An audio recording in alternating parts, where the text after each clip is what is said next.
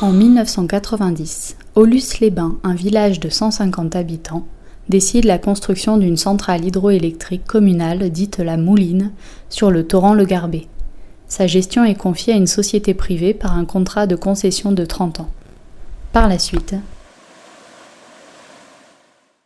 en 2003, quand il y a eu le démarrage de cette affaire, donc j'avais un petit restaurant que j'avais monté en rénovant la grange de ma grand-mère là-bas. Et puis un jour, un curiste est venu me voir, mais Martine, tu as vu, il y a un dépôt de permis de construire qui est affiché en mairie. Bon, on va aller voir. Quand je suis allée voir, donc c'était un projet de centrale hydroélectrique. La centrale se situait sur des parcelles qui étaient à 50 mètres du site thermal, du parc thermal. Donc il y avait beaucoup de choses qui ne nous semblaient pas normales. Alors fallait-il aussi que le torrent Le Fouillé soit pris par cette société qui déjà faisait pas mal d'argent, mais on ne savait pas encore combien. Parce qu'on s'est dit, bon, avant de parler sur une deuxième centrale, voyons voir la première, ce qu'elle rapporte, comment ça fonctionne. Évidemment, c'était très compliqué parce que nous, on n'était pas du tout des pros de tout ce qui était juridique et tout ça.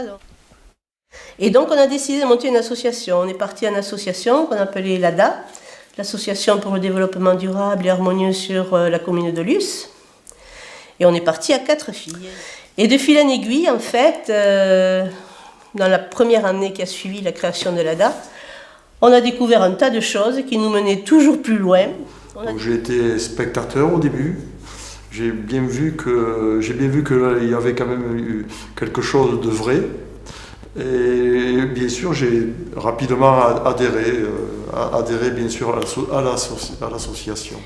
Petit à petit, grâce à Yves aussi, qui a énormément travaillé sur ce dossier, qui est décédé maintenant, mais moi je pense au travail énorme qu'il a accompli parce qu'il a recherché tous les bilans de la société qui auraient dû être fournis à la mairie, et c'est la première chose que l'on a découverte aussi, c'est qu'on ne savait pas vraiment combien rapportait la centrale de la Mouline.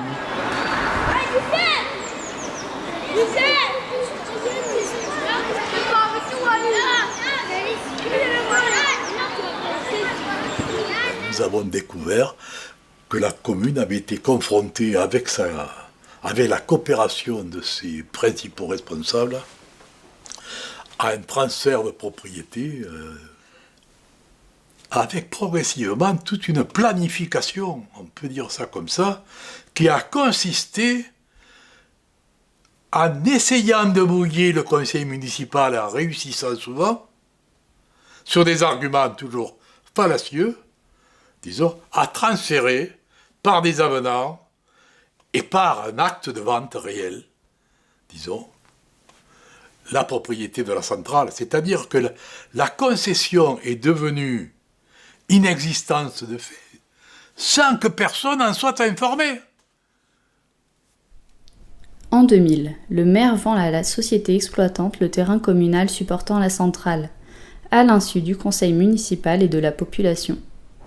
Il faut quand même rappeler que la centrale, elle rapportait à la société IGIC l'équivalent du budget de fonctionnement de la commune, 400 000 € par an, et qui s'était approprié la centrale. Les bénéfices de la centrale reviennent pour moitié à la famille du premier adjoint et pour moitié à la famille de l'expert en hydroélectricité prétendument mandaté auprès du conseil municipal en 1990. Assez rapidement, disons, le point d'appui qui a permis la mobilisation, la réflexion collective. Donc on a commencé à tracter dans les boîtes aux lettres pour informer, de ne pas rester isolé, parce qu'au départ on était une petite poignée à être conscient de tout ça. Donc, on a commencé à tracter, on a fait des courriers partout. Moi, j'ai fait des courriers en pagaille, j'ai tout là encore, j'en ai toute une. J'ai tout un buffet plein de dossiers et de courriers. On a écrit à tous les maires de la communauté de communes, on a écrit à la préfecture, on a écrit à Monsieur Barrault, on a écrit conseiller régional à l'époque. On a écrit à la DDAF à l'époque, on a écrit au département et pour informer un maximum.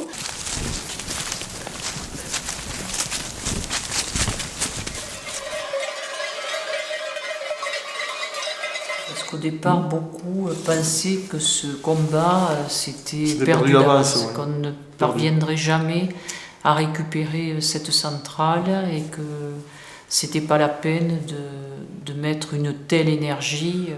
Nous avons abouti très rapidement à des assemblées publiques avec un ami là, qui était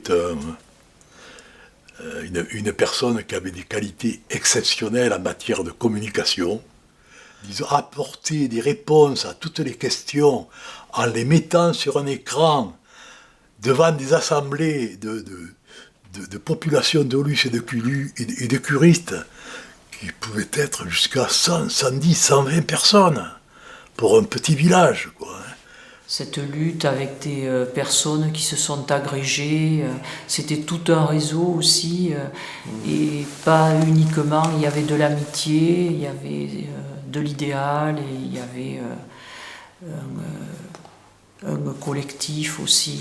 Nous sommes allés au conseil municipal à plusieurs reprises. Nous avons vraiment apporté des faits précis, comme quoi la femme du premier adjoint était actionnaire, comme quoi on nous a rétorqué qu'on ne le savait pas.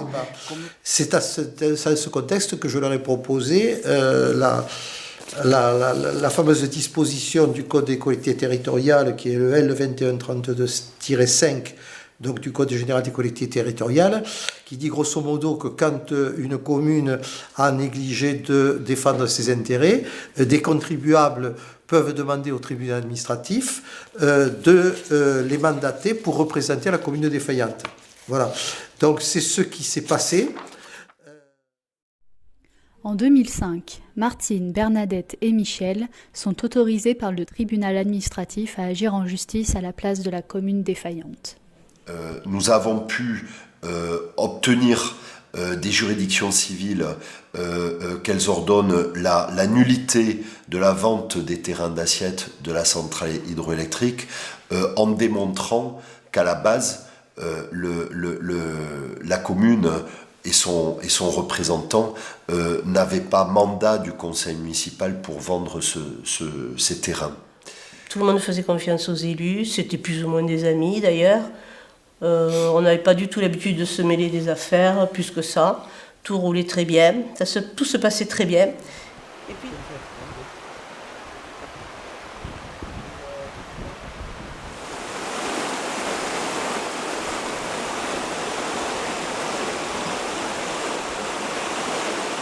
Après, c'est sûr que ça fait des dégâts, quoi. Hein, ça fait des dégâts dans la tranquillité du village.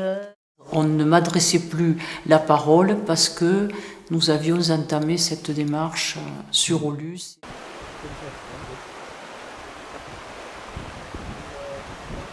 Parce que de 2003 jusqu'à 2008, c'était l'association ADA qui était principale, qui agissait.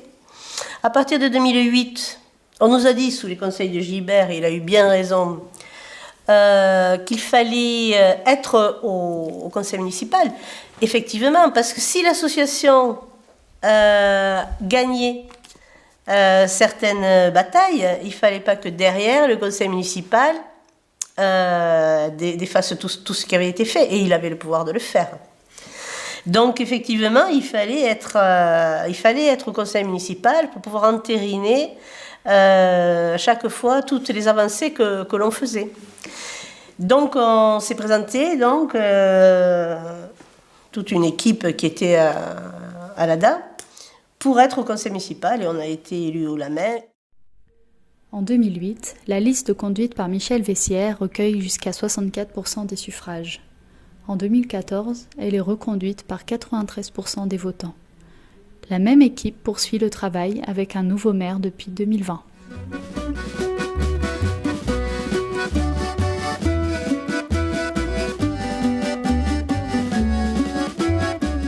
Michel Vessières était communiste. Dans un petit village comme Aulus, qui vote à droite habituellement, c'était quand même très inhabituel. La commune était en passe d'être mise sous tutelle par la préfecture. Oui, donc c'est les élus qui ont mis leurs indemnités d'élus dans une cagnotte pour pouvoir acheter les livres pour les enfants pour la Noël et tout ce qui était social. Ouais, tout celui-là,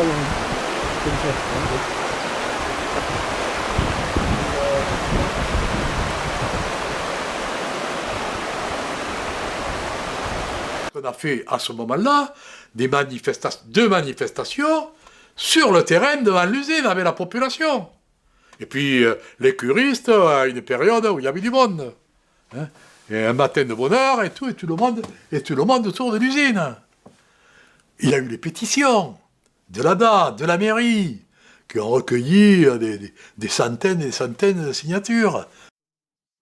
Il fallait de manière permanente prendre le contre-pied de ce qui pouvait être dit dans les colonnes des journaux et on n'avait pas la même possibilité pour répondre. La presse locale donnait une large audience aux élus qui étaient en place à cette époque-là.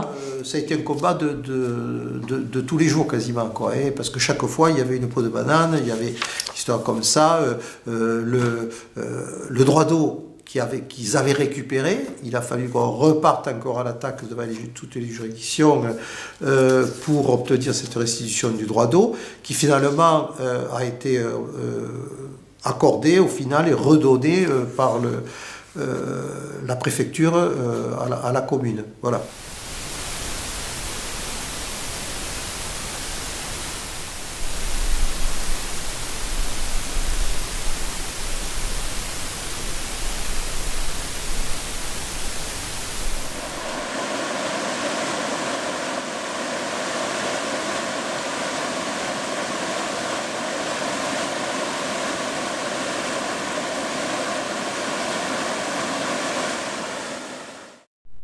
En février 2010, la commune et les 3 contribuables déposent une plainte contre X pour faux en écriture publique, usage de faux et complicité.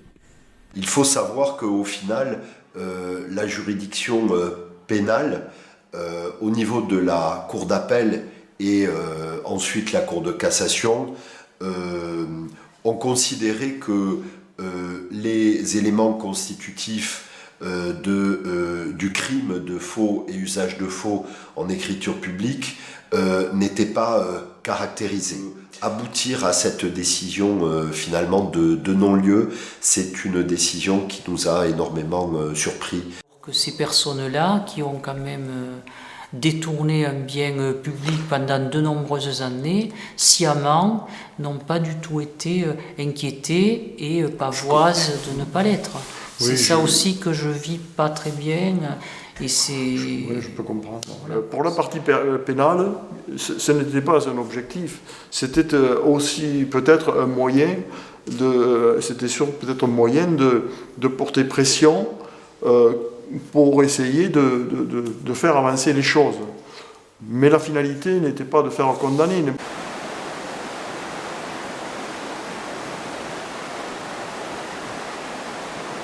Il y a tout un réseau sur l'Ariège qui était hyper introduit auprès des services de l'eau à la préfecture et qui connaissait donc les personnes responsables et qui décidaient des dossiers de très longue date, donc ça n'a pas été simple quand même. Et tu peux avoir un conflit avec des orientations étatiques qui sont plutôt vers la privatisation. Et il y a eu des préfets et sous-préfets qui étaient pour la privatisation parce qu'ils disaient qu'est-ce qui s'ennuie les élus à vouloir gérer une centrale hydroélectrique, hein, c'est pas leur compétence. Et puis d'autres qui pensaient l'inverse. Donc il y a eu un long travail, pour que cette idée que la commune puisse reprendre en régie une telle installation financièrement et techniquement, sécuritairement parlant aussi. Tout ça, ça va de pair.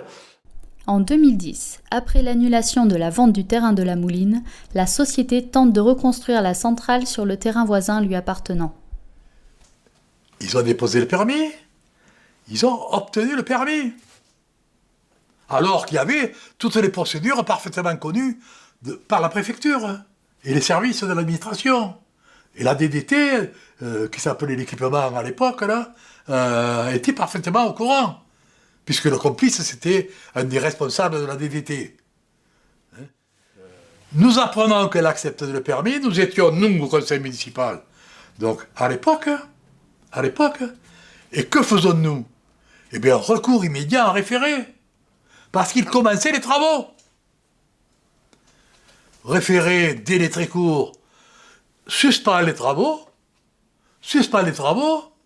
et condamne la préfecture à nous payer.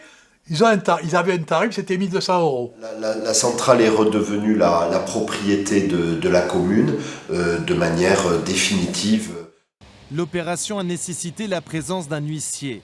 Ce matin, la microcentrale électrique d'Aulus-les-Bains a été officiellement restituée à la commune. Pour rien au monde, Martine et Bernadette n'auraient voulu rater ce moment-là, car c'est elles qui, en juin 2005, avec l'actuel maire, ont porté l'affaire en justice. À la fin de la concession, le 31 décembre 2018, la commune a poursuivi l'exploitation de la centrale en régie directe. La société a dû verser à la commune 462 621 € au titre d'arriérés de redevances d'exploitation. La commune a récupéré le bien, la commune empoche l'équivalent annuel en bénéfice de la vente de l'électricité. On a quand même bâti un outil industriel sécure. Et ça nous est reconnu. Ça nous est reconnu quand on va dans les administrations. Maintenant, on ne nous regarde plus pareil. La commune d'Aulus n'est plus regardée de la même façon. Et le fait qu'on ait pu remettre en ordre l'endettement de la commune, qu'on ait pu remettre en ordre certains moyens financiers, qu'on ait pu lancer des projets, c'est une satisfaction. Moi, ce que je retirerai de toute cette affaire, c'est que souvent on se pose la question, dans ce genre de combat, de dire qu'est-ce que c'est qui porte? Est-ce que c'est la médiatisation avec la mobilisation de l'opinion publique et de l'opinion locale, ou est-ce que c'est effectivement les combats juridiques? Et j'ai l'impression qu'il faut les deux. Quand on disait qu'on rémunérait les avocats, en fait, on les dédommageait.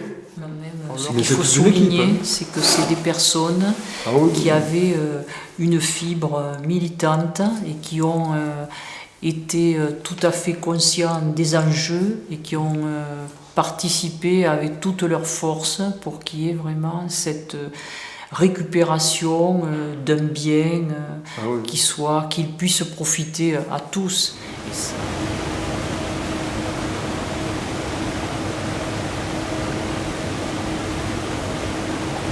Pendant, je ne sais plus combien, quelques mois, disons, j'ai rassemblé des éléments. Il est incomplet, hein.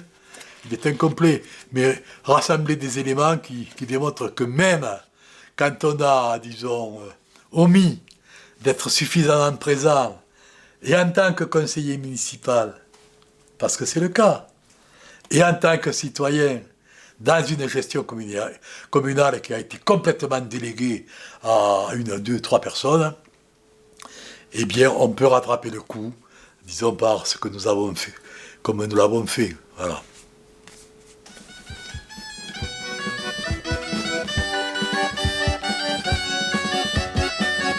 À la Alla nata la montagna hi ha un pe di rumani. Alla nata la montagna hi ha un pe di rumani.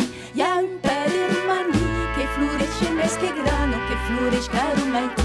La la la la la la la, la vedello che regno che ne vuole vedere. La vedello che regno